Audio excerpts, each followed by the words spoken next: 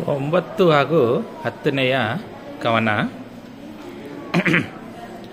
ಎನ್ನ ಬಾರದೆ ಎಲೆ ಋಷಿ ಪ್ರತಿಪನ ಮಂತ್ರವ ಮೋಗ ವರಿದಿಂದೆನ್ನ ತೂಕದ ಮಗನ ಹೊನು.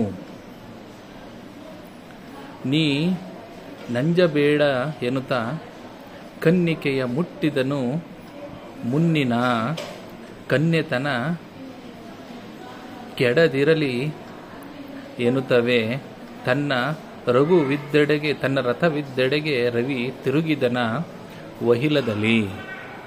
ಅಂದರೆ ಸೂರ್ಯನು ಕುಂತಿಗೆ ಮುನಿಯು ಕೊಟ್ಟ ಮಂತ್ರವು ಅಮೋಘವಾದದ್ದು.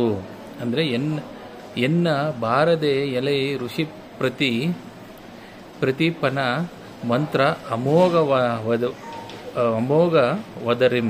ಅಂದರೆ ಸೂರ್ಯನು ಕುಂತಿಗೆ ಮುನಿಯು ಕೊಟ್ಟ ಮಂತ್ರವು ಅಮೋಘವಾದುದು. ಆದ್ದರಿಂದ ನಿನಗೆ ನನ್ನಷ್ಟು ಪ್ರಬಲನಾದ ಮಗನು ಹುಟ್ಟುತ್ತಾನೆ, ನೀನು ಹೆದರಬೇಡ ಎಂದನು.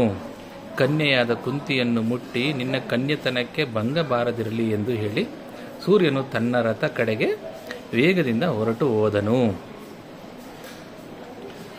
10ನೆಯ ಕವನ. ಅರಸ ಕೇಳು, ಆಶ್ಚರ್ಯವನು ತಾವರೆಯ ಮಿತ್ರನ ಕರಗಿ ಕರುವಿನ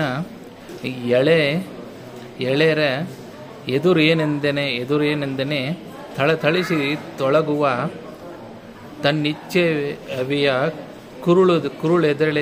ಕುರುಳುದಳೆ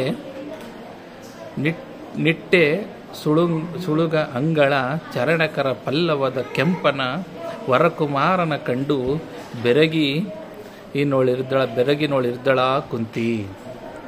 ಅಂದರೆ ರಾಜನೇ, ಆಗ ನಡೆದ ಆಶ್ಚರ್ಯಕರ ಘಟನೆಯನ್ನು ಕೇಳು.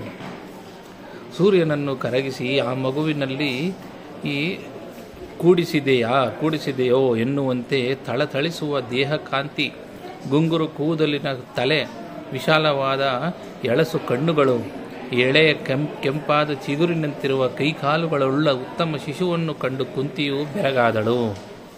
ಧನ್ಯವಾದಗಳು.